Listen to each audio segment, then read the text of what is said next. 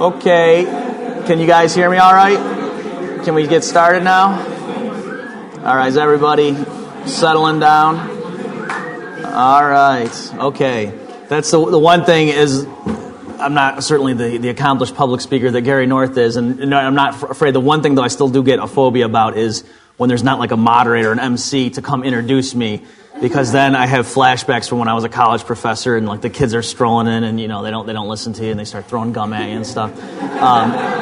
And there's just various things. People are still trickling in, so I'll just be telling some casual stories for a minute. And normally, you think the kids would be listening to you and whatever, and there's like a different spectrum. So on the one hand, I try this trick, and for some of you, if you're going to go on to become professors, that you might incorporate this. In grad school, there was this just problem, and I'm not sort of being stereotypical, but it was the Europeans' fault. The European students would just stroll in with their Starbucks or whatever, like 10 minutes after the class was supposed to start, and that was on a good day. I mean, seriously, it just like, we were geek economists, so we would say, oh, it's a bad equilibrium, because then, everyone knows that it's not going to start till 2:10 when it's really supposed to start at 2, and so then the Europeans show up at 2:20, because, they have to show up after the Americans and the Asian students, right? That's the rule. So, and in some class, it just became accepted that, okay, the class isn't really going to start until like 20 minutes afterward. And you think I'm exaggerating. I'm not like 20 minutes. But this one American guy, this really anal microeconomics professor, he didn't stand up for that. He said, that's crazy, that's crazy. And so his rule was, if you came in even a minute late, he would just stop talking and wait for you to, get your seat, wait till you get your notes out, because it's distracting if you're talking and someone's getting their stuff ready. And so he wouldn't punish you. It's not like he had an attendance policy or that he'd, ding you on the exam, but he would just stop talking until, the person said, and at first you're thinking, oh, come on, what's the big deal? You have no idea of this, the social pressure. It was awful. It happened to me once. And once, and that's it, because I walked in and he stopped. He was going, okay, and so you take the derivative. Okay, yeah. And he just would wait and for me to sit down. And he goes, no, get your stuff out. Come on. And I was, oh, gee, and everyone's looking at you. It was awful. And so I tried to do that in I went to go to Hillsdale to be, an undergrad professor there, and I thought I was worried about, being the new professor, and the kids are going to try to take advantage of me, so I was going to be a real tough guy or whatever. And so I was doing the same policy, and I explained it on the first day, and I could see in the kids' eyes, they were like, then I was just saying, I said, it's not that I'm mad, I just want you to know, I want you guys to be here promptly, so I'm going to do that. So I did it the first, I had to abandon the policy because I did it twice. I had to do it one time, like a football player or something walked in, and I stopped, and like the guys in the front row going, like that, because they couldn't believe that I'm doing this to the guy. And then the next time, though, I did it like a week later, and this exchange student, she was from Russia, and she, didn't know the culture very well or whatever, so she left to go to the bathroom like halfway through the class, so I'm talking, and she never came back. So I thought she got sick or someone was kind of worried about her, and I asked her about it later, and she said she stood out in the hall and listened to the rest of the lecture because she was afraid if she came back. I was like, okay, I'm terrifying these poor kids, and I just gotta, and apparently they would do impressions of me too. Apparently when someone would ask a question, if I thought it was stupid, my answer would be to go, kinda, and then I would, and so like kids were doing impressions of me saying that when someone said. So anyway, there's your sort of tip for you up and coming professors. Okay, so I'm talking about the Great Depression, and what I'm doing, just so you know, it's not going to be a mistake. My phone alarm is going to go off, and I'm doing that to sort of kind of like Odysseus tying himself to the pole on the ship to make sure he wants to constrain himself. I want to leave time for your questions at the end, and so my phone alarm is going to go off, and then I'm going to just finish my sentence. It'll be like the presidential debates when it flashes red. I'll finish my thought and then turn it over to you. So I'll probably be in the middle of some brilliant point, but I'm just going to have to stop and then turn it over to you, and then it'll be like the last 15 minutes or so. So anyway, just so you know, it's not that I forgot to turn my phone off; it's intentional. All right, so I'm supposed to talk about the Great Depression in this hour. Now it's 55 minutes because I gave you that funny anecdote, and I think as Gary North is going through his thing, I was wondering, gee, do I do these things he says? And we're going to do it a little bit. First of all, the text, of course, that I'm going to be relying on is this one. It's you run the risk of sounding immodest, but you remember you guys seen the movie A Christmas Story? You know the movie I'm talking about with little Ralphie, and he writes that essay about what he wants for Christmas, and he's reading it again. And he just goes, wow, that's great. That's kind of how I feel when I looked over the galley proofs of this book. And I'm just being honest. And so, in any event, in all seriousness, I mean, if you don't know these politically incorrect guide series, they're intentionally in your face or provocative. It's put out by Regnery. Tom Woods has the first one in this series. It's a politically incorrect guide to American history, and that was a bestseller. And then they were all downhill since that one.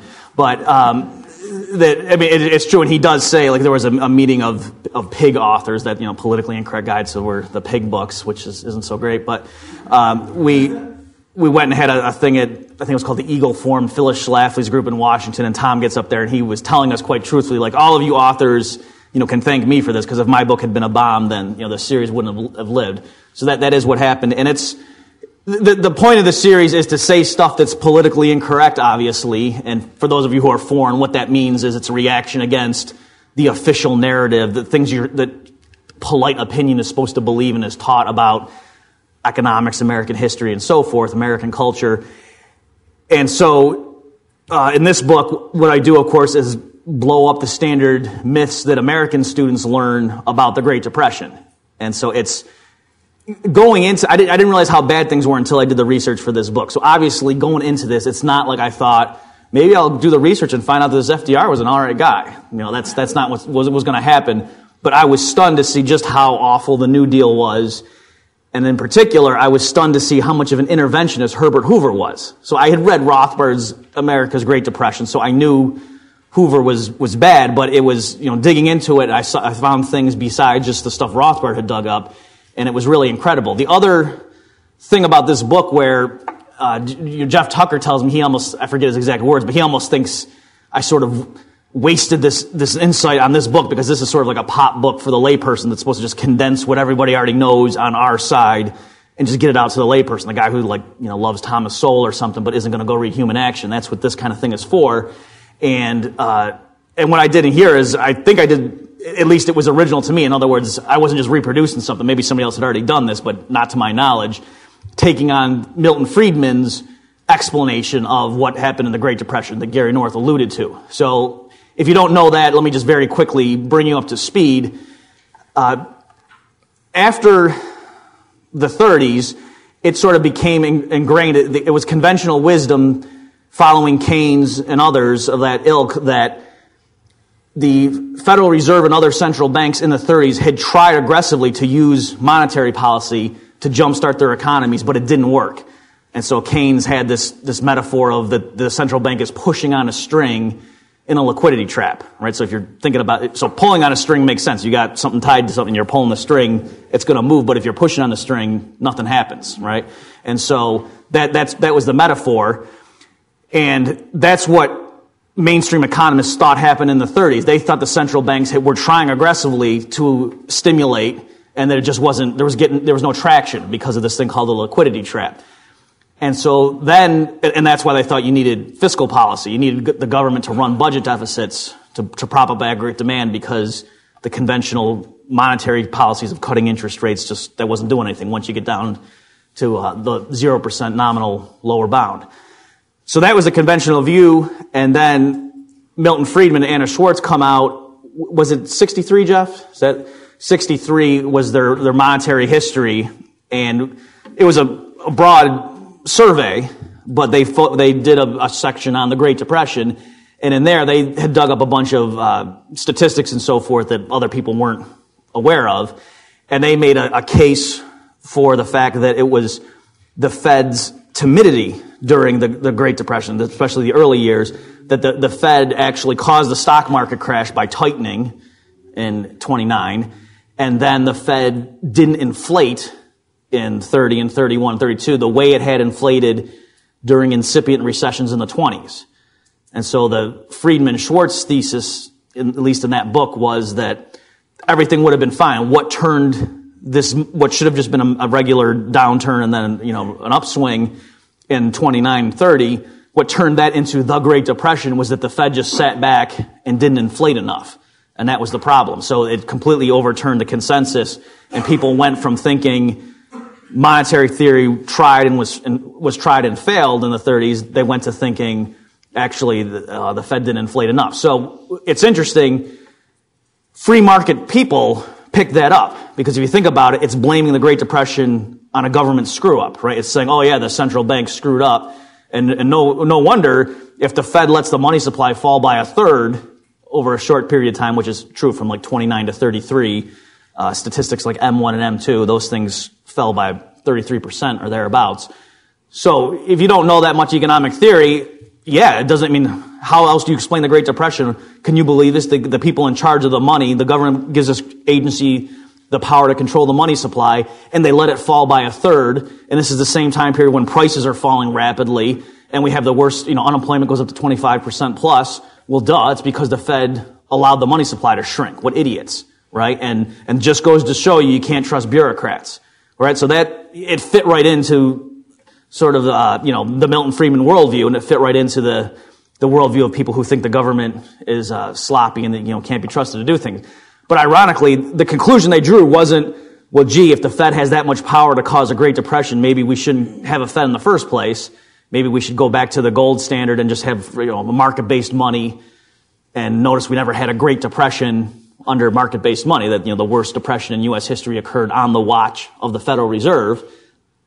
That's not the conclusion they drew. The conclusion they drew was that's why the Fed should never again let the money supply fall so quickly. And that, as Gary North was mentioning, the lesson that even right-wing free market economists, most of them drew, was that if you ever have a situation like you had in 29 and 30 where there's this panic in the financial markets, you need, first of all, the central bank has to prop up the banking system to make sure the banks don't start collapsing, and it needs to pump in money in whatever way it can to make sure that the overall money supply doesn't fall. And so that's why a lot of people thought or think that Bernanke averted the second Great Depression through what he did in 2008 in particular. All right, so the reason my book is odd, and it was sort of, and I don't know if that impeded its reception among standard free market people, is because I don't just take on John Maynard Keynes and Paul Krugman, I also take on Milton Friedman and the monetarists.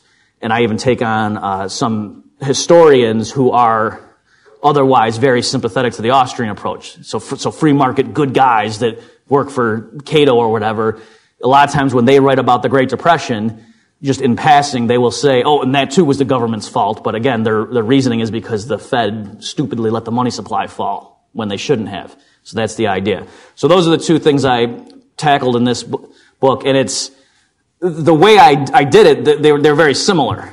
Okay, so first of all, let me read to you from this is Brad DeLong. So just out of curiosity, by show of hands, okay, well, how about by show of hands and not booing? How many people know the name Brad DeLong? Okay, great. So a lot of you. All right, so for the few of you who don't, he's an economist at UC Berkeley, and he's like the poor man's Paul Krugman. Okay,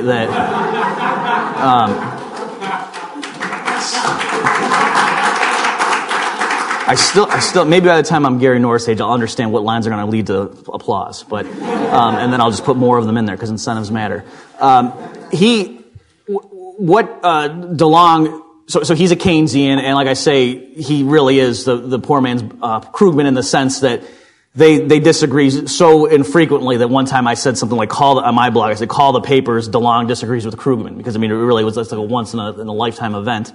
And this is from his blog. He's talking about Greg Mankiw, who is certainly not God's gift to laissez-faire, but he's tends to be sort of a free market guy in the broad spectrum of mainstream economists. And so Mankiw had written a piece in National Affairs urging caution when it comes to massive deficit spending, and Mankiw had said basically this is a very rare thing. We don't have a lot of experience with this as economists, and so let's not why are we so sure that massive deficit spending is the way to cure this, because really our only experience is the Great Depression, and thus far in this crisis, starting in 2007 or 8, depending on when you time it, we did a huge stimulus, and it's true we're not in the middle of another depression, but we're obviously not out of the woods, and things are a lot worse than what the administration economists were telling us would happen if we went ahead and passed the stimulus. So it's not clear. He was just urging humility, saying, why are we so sure that we need a second round of stimulus? Let's rethink this before we jump off the deep end. That was sort of his message. So this is Brad DeLong talking about that. He says, Mankiw's broader point is that since we have seen nothing like this before except for the Great Depression, we should be humble and risk averse. and hence have the government stand back and wash its hands of the situation. However, even a minor and hasty acquaintance with the Great Depression teaches that the belief that the government should stand back and wash its hands because the self-regulating market quickly returns to full employment equilibrium is the most arrogant belief possible. And even a minor and hasty acquaintance with the Great Depression teaches that having the government stand back and wash its hands is the most risky strategy conceivable. Okay, so what DeLong is saying there, and I think I probably violated Gary North's rule, if you're going to read a quote, make sure it's really good, is that, and, you know, so he was quoting Jesus, I'm quoting Brad DeLong, I don't know. So you get what, so DeLong is saying there that, like, duh, any idiot who knows the first thing about the Great Depression knows that the lesson of the Great Depression is if the government stands back and does nothing, it leads to catastrophe. Okay, so before, I'm going to get into here and sort of subtle arguments and maybe show you some statistics and so forth, but just part of what I was doing in this book is say, whoa, stop, wait a minute, that doesn't make any sense. Even on the face of it, that's crazy. The time in U.S. history when the federal government was the closest to outright central planning was when? It was the 1930s in terms of peacetime, and then World War II in terms of wartime. So say what you will, you can't point to the 1930s as an example of the free market gone awry. Right? That doesn't make any sense. That would be like pointing to the Obama administration and saying, well, we tried the free market and it didn't work. Right? That doesn't make any sense. Now, you can point to the Obama administration or point to the 30s and be a consistent Keynesian and say they tried, but they didn't do enough. It was too little, too late. Okay, you can say that, and that's plausible, and I think I can beat you in terms of the evidence. But to say that the 1930s teaches us that laissez-faire doesn't work, that doesn't make any sense. And then part of the answer there, they're going to say, well, no, because Herbert Hoover did nothing. He was this do-nothing reactionary, and so he did nothing, and that's how the country got dug into this deep hole, and then it took the bold, charismatic, interventionist FDR to pull us out. So that's what I was taught, and probably many of you were taught too, in grade school when you learn about what happened in the Great Depression. You learned it was unregulated laissez-faire that led, people were allowed to speculate on stocks on margin. It was crazy. There was no SEC. You can't believe it. Everybody, mortgaged his future on stocks. It blew up. People were jumping out of buildings. And then Herbert Hoover was this dinosaur who believed in the Constitution and the gold standard, and he did nothing. He thought, you should get relief from private charitable organizations, and the federal government had no role whatsoever in managing the economy, and that's why we had the worst economic catastrophe in U.S. history, and thank goodness FDR swooped in to rescue us from that madness, and now we have all the programs we take for granted, like Social Security and blah, blah, blah, and, and history progressed because of, fortunately, that idiot Herbert Hoover got kicked out. Right, so that's, I'm exaggerating a little bit, but that's basically the lesson we're taught. So I'll give you some quotes in a minute to show you that that's crazy too. Herbert Hoover, it's true, was not as interventionist as FDR, but then again, who was? Right, FDR was the most interventionist president in U.S. history. And but Herbert Hoover was, for the time, was incredibly radical, and I'll show that to you and give you some evidence. But the point is, even if he weren't, even if Herbert Hoover really were this completely laissez-faire guy who thought, no, the federal government has no business regulating the economy, or at least no business trying to pull the economy out of a depression with a small d, he wouldn't have been different from all of his predecessors. Okay, so it's not like the 1929 stock market crash was the first financial crisis in U.S. history.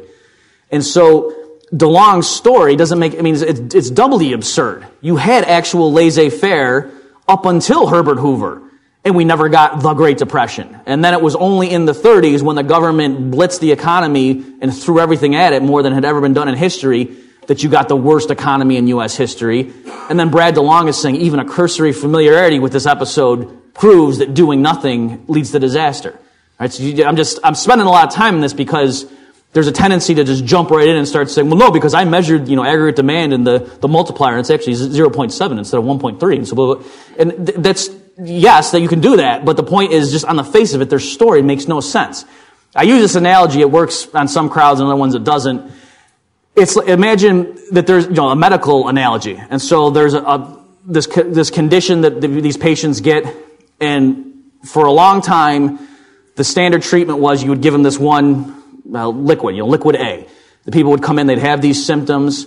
Some would be more severe, some would be less severe, but it was, clearly the same type of illness. They would give them this liquid A, and the patients would recover. Sometimes they'd recover in 1 week, sometimes it would take 2 to 3 weeks.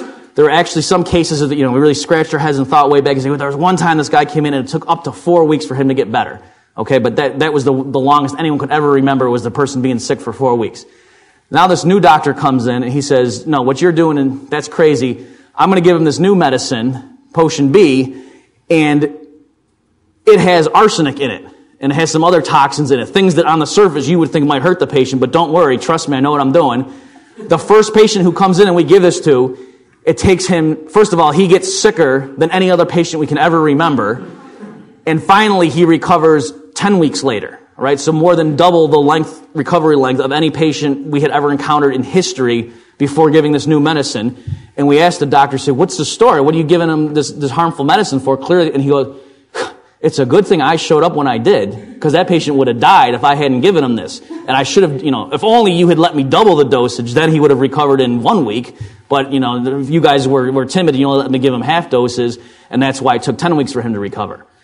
Right? Does everyone see the analogy there? That's what happens with recessions in U.S. history. And instead of being a week, it's a year.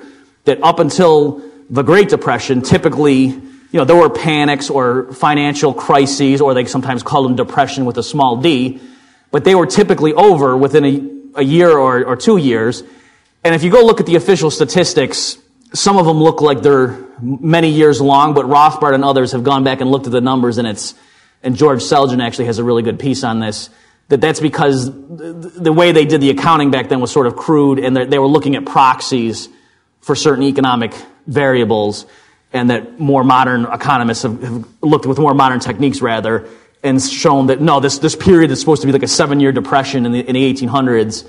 Living standards were going up, investment was going up, and so forth, and they were looking at it's because there was price deflation, and so a lot of the earlier economists thought, well, this must have been an awful economy. Well, no, it was. Output was increasing, and so prices were dropping. Okay, so the point is, clearly, there was nothing like the Great Depression in history coming up to it. Yeah, there were crises and so forth, but the market typically recovered within a year or two. If you want to push it, maybe you could say there was a really bad one that lasted 4 years. Okay, but nothing like the 10-year, arguably 15-year Great Depression, depending on how you time it. And so that's the basic raw facts that somebody like Brad DeLong has to interpret, but he's so sure that his Keynesian medicine is right that he spins it and says, well, no, what happened is obviously they didn't do enough. And as far as the part of the analogy about, I was saying that this medicine is not only different, but it's got arsenic in it, because again, just think through from first principles what the Keynesian solution is. It's to say, oh, the economy's on the ropes, resources are stretched thin, there's high unemployment, what do? Let's have politicians take more money away from the private sector and spend it on anything that moves. It doesn't even matter what they spend it on, just as long as politicians are spending more money. That's the way to fix the economy. Right? So even just a basic familiarity with economics and scarcity should tell us, well, that doesn't make any sense. And lo and behold, when they really try to do that in U.S. history, that's when we have the worst economies ever. So the raw facts fit in with your common sense intuition. And yet, again, the Keynesians think the logic is on their side and that it's right-wing ideologues who have to distort history in order to come up with their solution. Okay, well, let me quickly just give you some facts and quotes that you might not have heard of.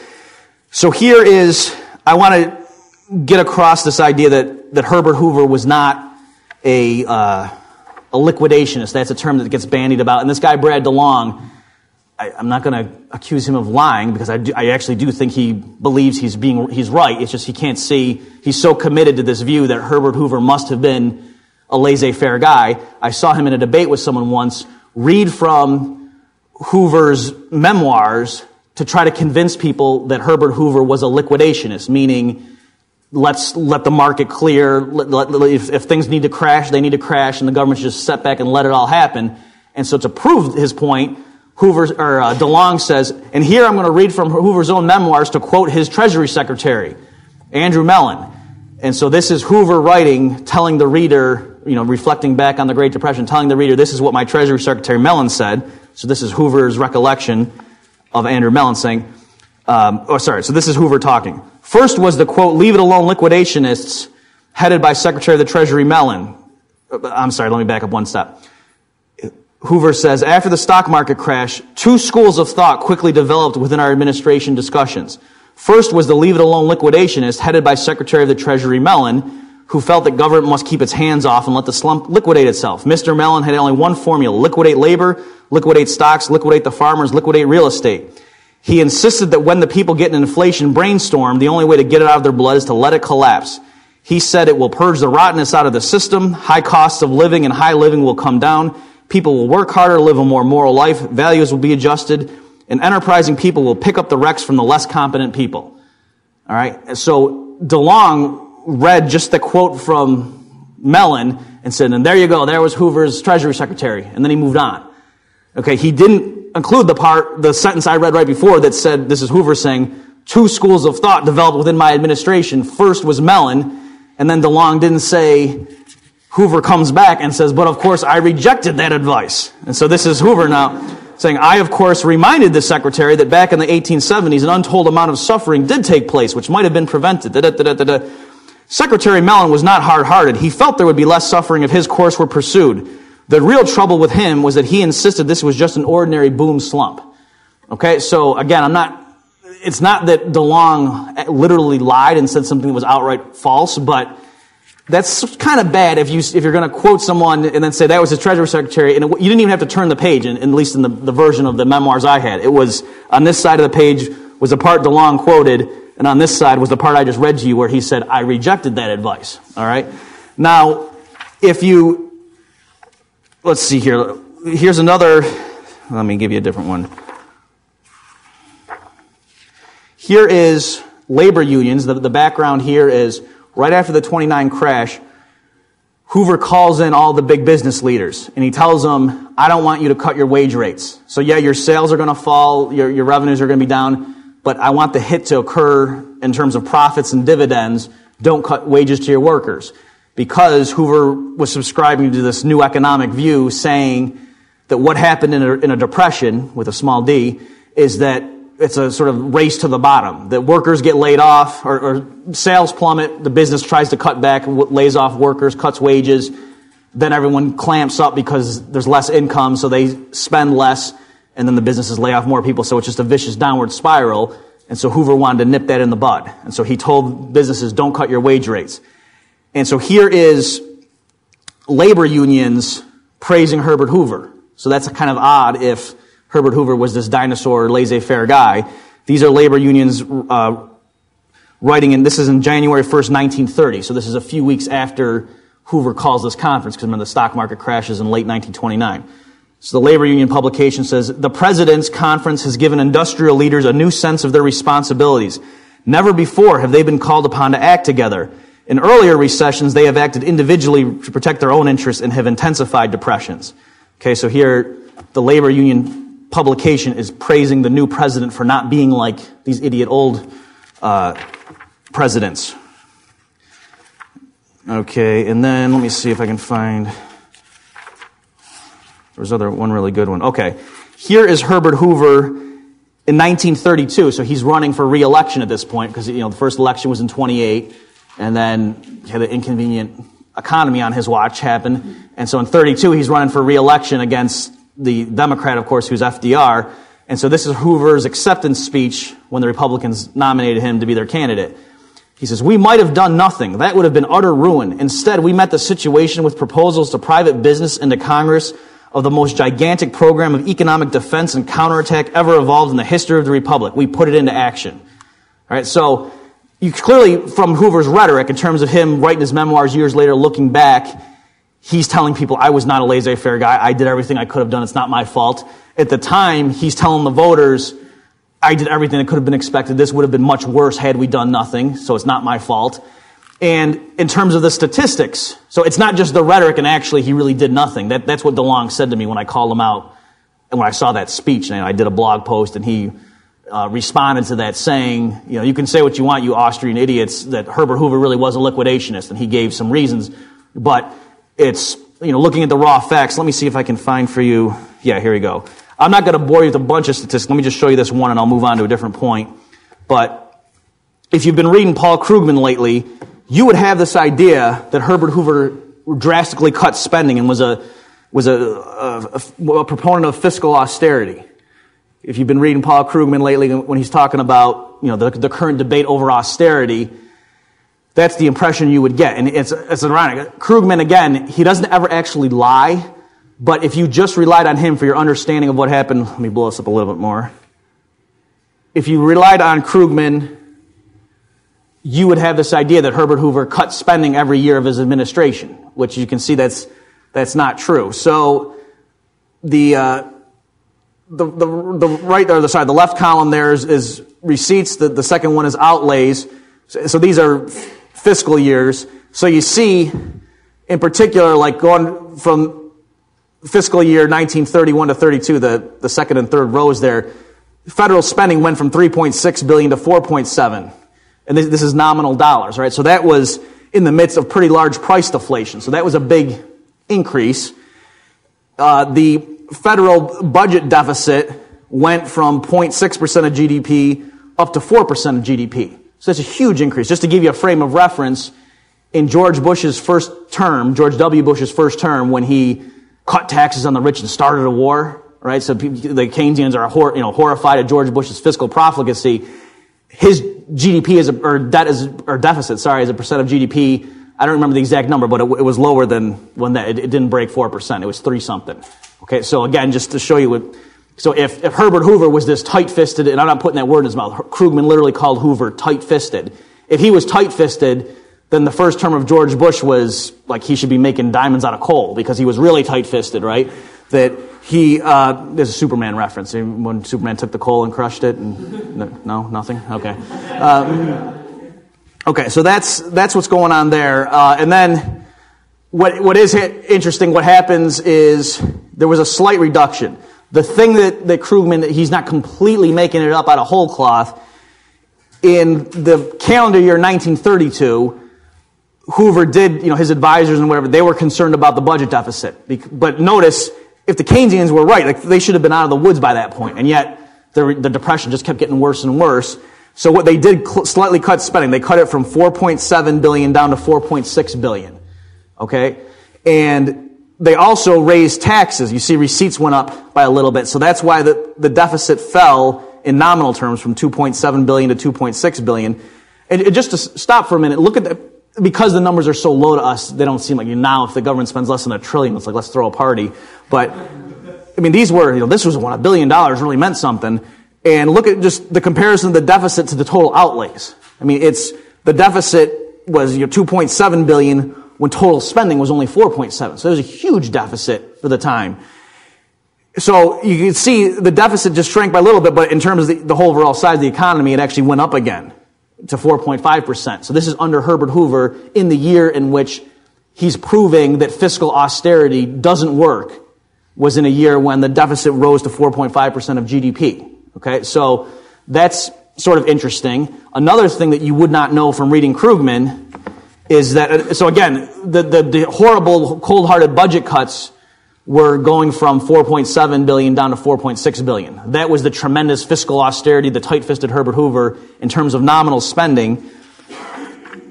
Now, Hoover did think he was going to really close the deficit because he jacked up tax rates. So let me just show you this. You say, oh, what did he do? He raised taxes a little? Well, that's too big.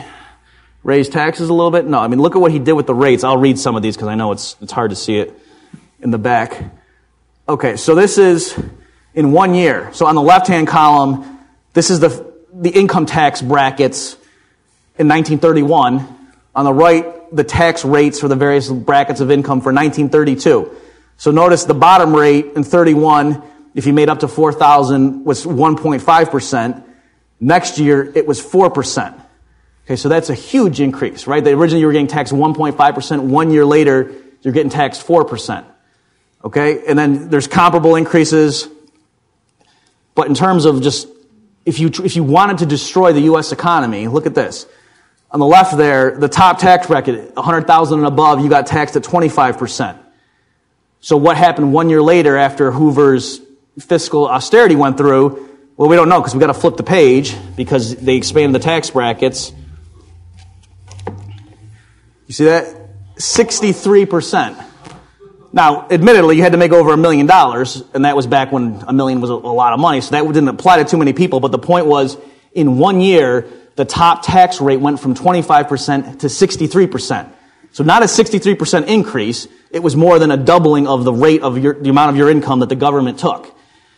And lo and behold, so did that help? But was that good for the economy? No. Then we had the worst year ever in terms of U.S. economic history was following this. So Krugman and DeLong, they're going to look at that and say, yeah, we told you trying to cut the budget deficit in the middle of a recession is a bad idea.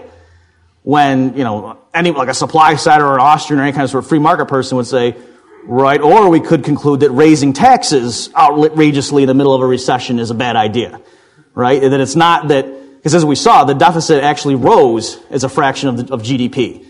And certainly it wasn't that this was matched by this tremendous cutback in government expenditures. So what happened was, to summarize, Hoover cut spending by like $100 million. I think it was actually like $97 million or something like that.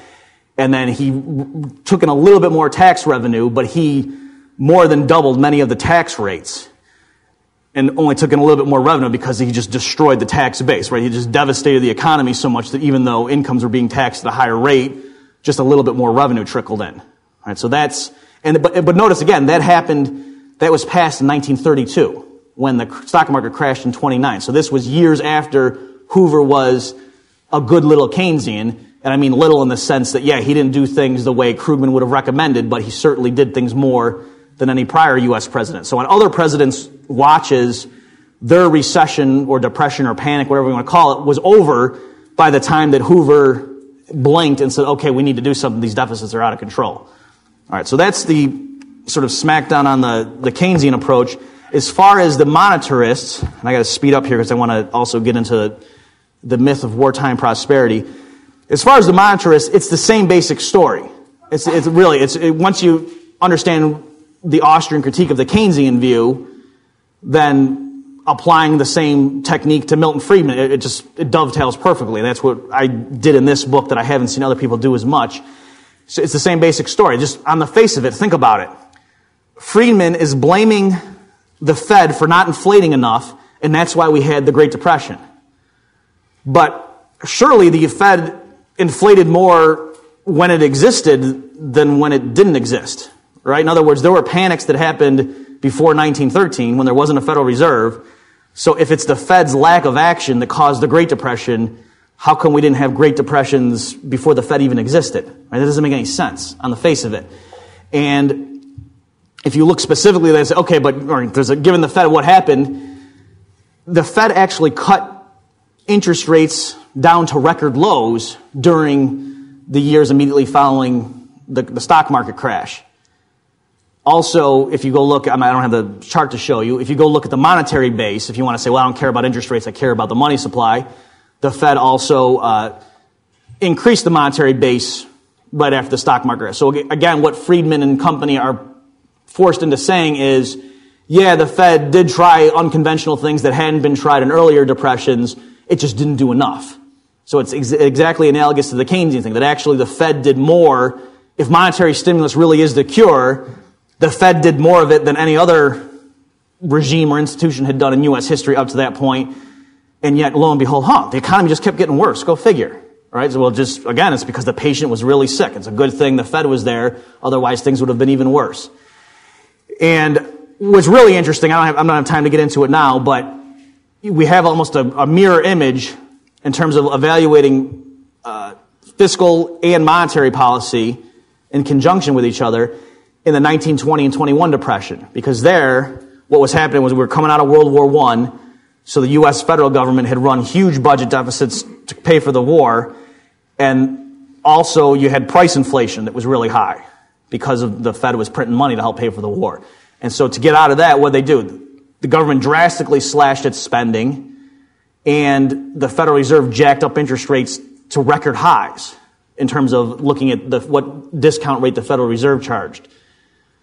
And so if it's true that what happened in the 29-30, if the reason things got so awful is because the government didn't run big enough deficits and the Fed was too stingy, well then surely you would think in 1920, when the Fed jacked rates up to record highs and the government literally slashed spending by more than 50%, like over a 2-year period. I forget the exact number, but they more than cut total federal spending in half in a very short period of time. Okay, so I'm not talking about a little $100 million slice here and there. As they demobilized from World War I, drastically slashed the budget. You would think then that the 1920s should have been the worst, we should have gone back to the medieval period in terms of our standard of living. That should have been awful. And yet, as we all know, no, it was the roaring 20s. There was a sharp, painful recession in 2021, and then it was over with. Okay, so again, what more does the Austrian have to do to prove the point that having politicians borrow money and spend it on anything that moves and printing up green pieces of paper doesn't help an economy? Right? You wouldn't think that those would be hard notions to get across to professional economists. And when we have almost a clear-cut experiment. In 2021, they did exactly what the Austrians say should be done. It was a painful, sharp recession, paved the way for a decade of prosperity. In 29, 30, 31, they did what the Keynesians said, but maybe, only half so. And it was the worst decade in U.S. economic history. So again, what more do we have to do to prove our case? And the same thing, you see the same thing now with the current crisis. That we've got this guy, Scott Sumner, who's a really sharp guy, and his thesis is that the Federal Reserve was too tight in 2008. That the reason the financial crisis hit, the reason now we're stuck in this recession, is that Ben Bernanke was too timid in 2008. And I mean, the way I sort of like I refute you thus, let me see if I can find the chart.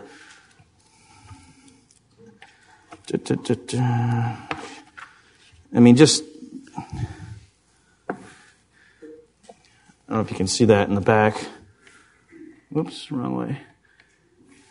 You see it? So Scott's, and we actually are on a first name basis. That's, here's the monetary base through all of, from 1918, coming up, and boom, and it goes way up. And so Scott's explanation of why do we have the financial crisis right now, it's because clearly the Fed was too stingy right there. That's the problem. So again, just on the face, it doesn't make any sense. That's crazy. And it's not that I'm pushing some counterintuitive thing. My thesis is printing up green pieces of paper doesn't really make us richer. And his thesis is, yes, it does. And clearly what happened is Bernanke didn't print enough. Duh. Like he thinks it's so obvious. He's like banging his head against the wall. I can't believe economists don't get his point. So, just again, that's the idea. Now let's see here. I got other quotes, but we're running out of time. Let me move ahead. As far as what caused the stock market crash, I can't get into it now because I want to focus on a few other points. But it's the standard Austrian business cycle theory. That's the Austrian story. So it's the fact, and I have some great quotes in here from Lionel Robbins and others talking about how during the 20s, especially after 1927, the boom in the stock market, and to a lesser extent in the real estate markets in the U.S. and indeed around the world, was caused by the Federal Reserve. And there's a really neat story, and it's real sinister, and it's got central bankers from other countries coming and having secret meetings. It's really cool stuff. And it was basically the Federal Reserve consciously wanted to depreciate the dollar to bail out Great Britain because they were in trouble with the pound. They had gold that was leaving their stockpile for various reasons that I don't want to get into now because it can take too much time. All right, so that's the Austrian story. So to contrast with the Friedmanites, this is sort of a broad brush stroke here, but Milton Friedman and his disciples basically say what happened is things were going swimmingly. The 1920s was great. Everything was fine. The stock market was booming. Irving Fisher has some hilarious quotes there about, prosperity as far as the eye can see. The stocks are at a permanently high plateau and so forth. We're never going to depart from here right before the market crashes. He says this stuff. And then, the Fed screwed up, and that's what happened, and the stock market collapsed because the Fed clamped up. The Austrians, of course, are going to say the opposite. They're going to say, no, the reason the market got pushed up so high was because of the Fed, and then it just collapsed back down to where it should have been. And if the government had just stayed back and done nothing, everything would have been fine. And it would have fixed itself very quickly, but instead you had the most interventionist response from Hoover in U.S. history up to that point. That was awful, and then FDR came in and just, doubled down on it. Okay, let me now, very quickly, I just want to read you one thing from, my alarm's going to go off in a minute. Let me read you one thing from John T. Flynn here to give you a sense. One of the chapters I talk about in this book is, I call it the outrages of the New Deal. So there's a sort of dry sense in which we just go through antiseptically and talk about, and then there was the NRA, and then there was this board, and there was this thing, and we just talk about the policies without actually getting into the nitty-gritty and explaining, well, what does it mean when you say FDR put through the New Deal? Like, how did that actually happen? Did everyone just say, well, he's our president, let's go ahead and do it? No, they did it at gunpoint. And so I love this quote from John T. Flynn, who was a contemporary critic. He's talking about the National Recovery Administration, which was basically a cartel device. I'm going to do 2 points, 2 brilliant points. I said before I'd do one. It was a cartel institution, all right, to put all these businesses into one cartel where a few of the dominant firms, in conjunction with the labor unions in a particular industry, would set a quota of what they called fair prices or fair wages. And basically they were just capturing market share and squeezing out the little guy. Because if you're the dominant firm, like if you're a tire seller, you manufacture tires and you have name brand recognition across the country, the only way the little guy can compete with you is to undercut you, to charge a lower price. Because other things equal, if the price is the same, people are going to go with the name brand that has stores around, to get customer service. If he's out of town, he can go to a branch over there and so forth. And so if you're in league with the government and you're the big tire manufacturer and you can set prices high, well, then you're going to get more market share. You're going to make it illegal for the little guy to compete with you. So to give you an example of how this was enforced, this is from John T. Flynn. He says, the NRA was discovering it could not enforce its rules. Black markets grew up. Only the most violent police methods could procure enforcement. In Sidney Hillman's garment industry, the code authority employed enforcement police. They roamed through the garment district like stormtroopers.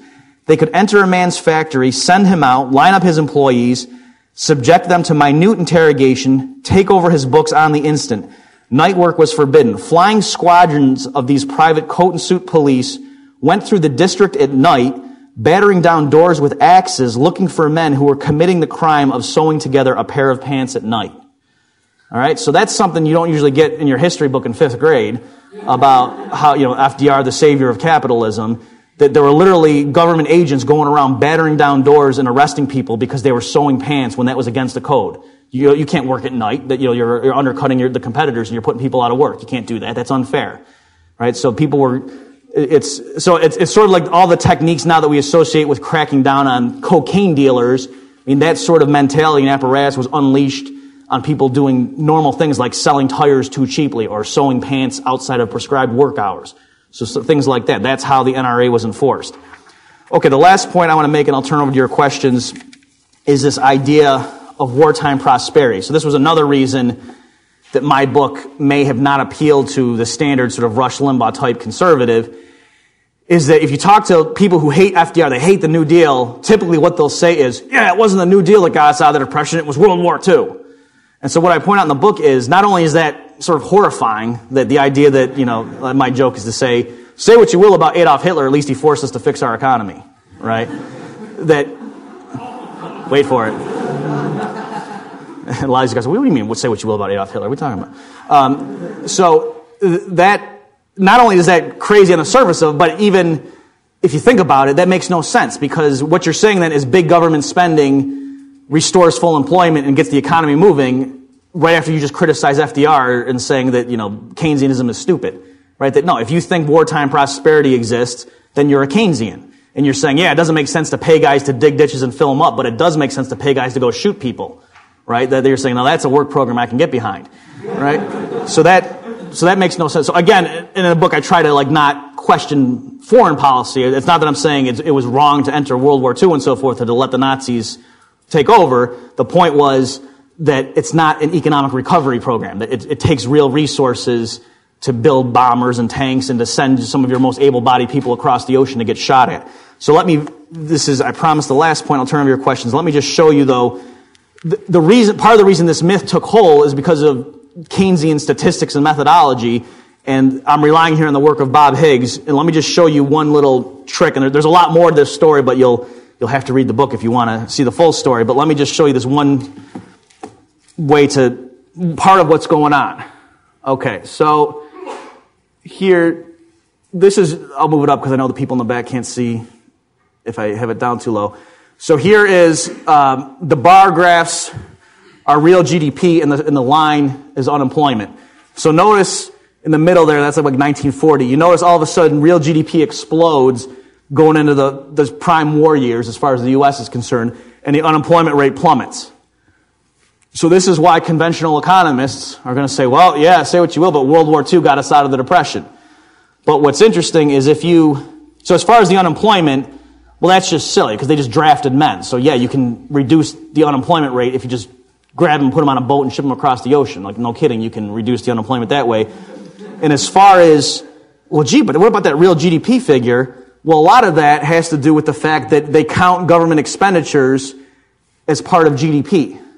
So I don't know if you can see it in the back there, but here I've decomposed the bars into the government portion of GDP and the private sector portion. And I don't know if you can see it, but during the prime war years, private GDP plummeted. It was lower than it was even at the depths of the Great Depression. Whereas the total height of the bar is higher in like 1944 and 45, but that's only because there's that huge darker component, which is just government spending.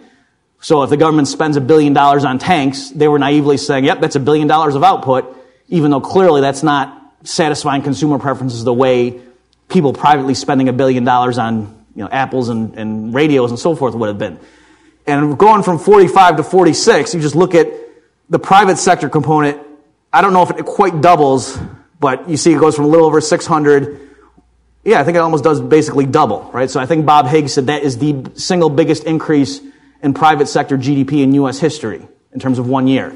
Okay, so just that right there should make you a little bit suspicious of this claim that, again, on the surface of it is crazy, to say the way you fix an economy is to take our best resources and blow them up and to take some of our best, most productive men and go get them killed. That's the way to get us out of this slump. That doesn't make any sense.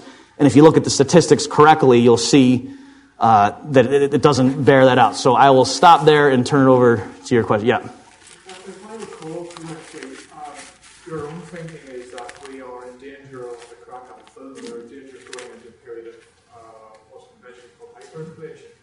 The Great Depression, more recently the Japanese experience, and even to some extent what's happening today in both the United States and the United Kingdom, there is no admission of rapidly expanding credit, so they can't get the banks to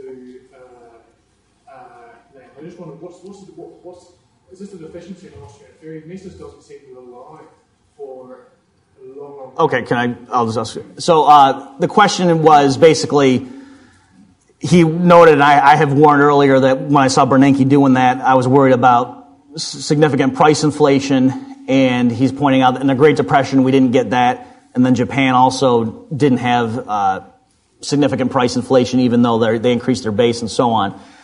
So that's sort of a complicated question. I'm going to be a chicken and dodge that just because I am working right now. A client has me looking at Japan, and so I think I should probably wait before. I don't actually know exactly what happened in Japan. So before I say something dumb, I think I'll wait until I can responsibly say something dumb. Yeah. Can you explain how under the gold exchange standard, how it is that the Fed managed to expand credit in the 20s to lead to the bust in 1929? Sure. So you're saying why the fact that we were still on gold, why didn't that stop it? Okay. Yeah. So the question is, we were still on a gold standard in the 20s, and so how come this was possible? Well, the short answer is that other countries around the world, they were inflating too, and part of what was happening, why the Fed inflated in 27, was that gold was actually flowing from England to the United States. They were trying to reverse that trend.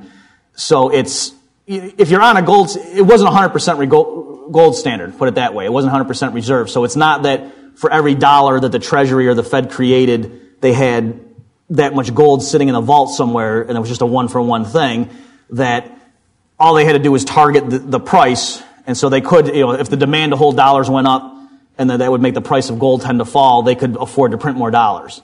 So it wasn't a hard and fast, handcuff on the government. They still could inflate and engage in credit expansion, but it did put an upper limit on that. So that's what happened in 31, I believe. The Fed did have to hike interest rates because Great Britain went off gold. Investors around the world got panicked, thought the U.S. was going to do the same thing. They started sending in their dollars for gold. The Fed's gold holdings started dropping, so they had to raise interest rates. They had to cut back because they still wanted to stay on the gold standard. So from an Austrian point of view, would say, yeah, it finally worked. It was like a loose joint. It was an inefficient remedy, but eventually the Fed did hike rates, which is what we think the right thing to do in 31 would have been. So it's a gold standard per se, unless it's 100% reserves, isn't foolproof, but it does. Bernanke probably couldn't have done what he did recently. We know he couldn't because the gold price went way up. Bernanke couldn't have gone as far as he has if we were on gold right now. Yeah, you in the back? From what I understand, in 1924, they ran out fractional reserve banking at 25%. So they only had to have 25% gold, but they could print 4 times that much in money or something along those lines. Do you know if they increased fractional reserve in the 30s at all? Do you have anything? He's asking me about the changing reserve ratios. I don't know if this is what you're talking about, but yeah, they did. They doubled the reserve ratio in, it was either 37 or 38, and that's what the modern, like Keynesian types or even monetarists say. That's why unemployment shot back up. The things were recovering, and then the Fed foolishly, in their mind, doubled reserve requirements. Or just not done that and just pumped in more base. And that's why people now, because what was happening then is similar to what's happening now, where banks were stockpiling reserves. They weren't making new loans because they didn't know what was going on. They were very timid. Same thing is happening now.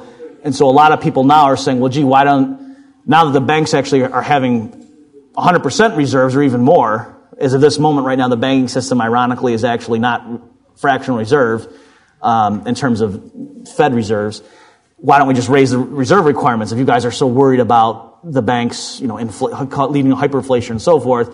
Well, the problem is because then those reserves stop being, they stop serving their purpose if all of a sudden legally now you have to hold them. So it's like if you had $1,000 in cash saved up and then all of a sudden the government passed a law and said nobody is allowed to have their cash balances drop below $1,000.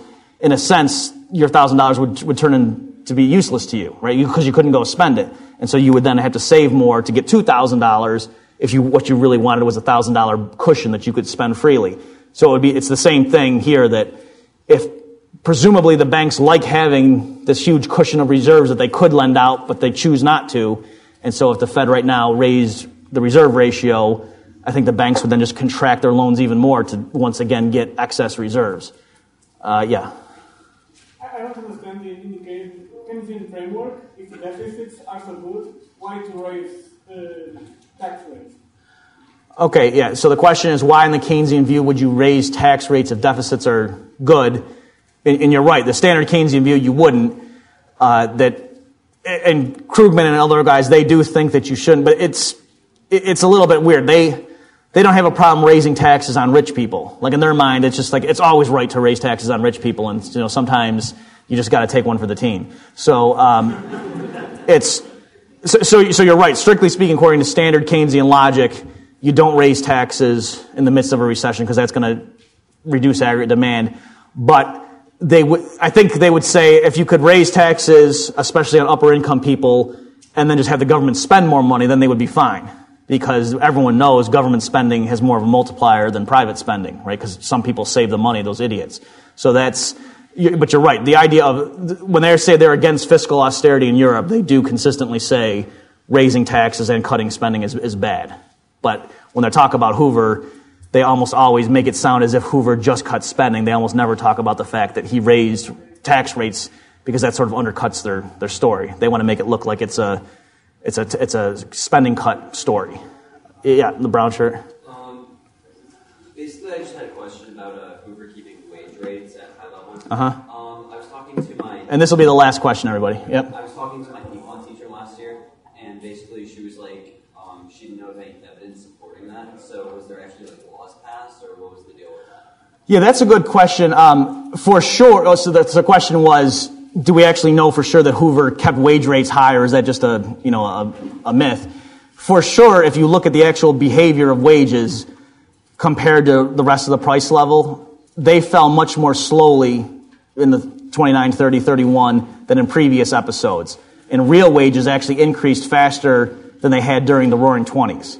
So clearly, businesses weren't cutting wages. Now, in terms of how did Hoover do that, you're right. It wasn't an explicit federal law. People are pointing to things like maybe it was a sort of a wink-wink that we wouldn't prosecute you with the Department of Justice or whatever they would have called it back then. Like various things that businesses would have been given a free hand to do something dealing with labor unions as long as they didn't cut wage rates. So Bob Higgs would be the person that would give you a better answer, but clearly statistically we can see that businesses did not cut wages nearly as quickly as they did in previous downturns. Okay, thanks everybody.